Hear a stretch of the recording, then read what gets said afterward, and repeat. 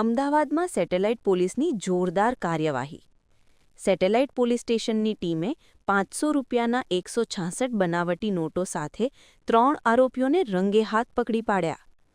OLX પરથી mobile ખરીદીના બહાને આરોપીઓ અસલ નોટોમાં ખોટી નોટો ભેળવી લોકોને ઠગતા હતા. પોલીસે તપાસ કરી તો ખુલ્યું કે આરોપીઓએ પોતાના સેન્ટ્રો કારનો નંબર પ્લેટ પણ ખોટો બનાવ્યો હતો, તેથી પોલીસને ભમરામાં મૂકી શકે.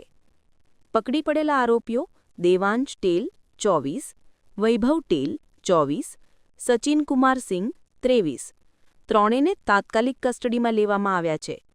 આ બનાવ પર પોલીસ કમિશનર, ડીસીપી ઝોન 7 અને એસીપી એન ડિવિઝનની ખાસ માર્ગદર્શિકા હેઠળ ઓપરેશન હાથ ધરાયું હતું. હાલ બનાવટી ચલણી નોટોના રેકેટ વિશે પોલીસ વધુ તપાસ કરી રહી છે.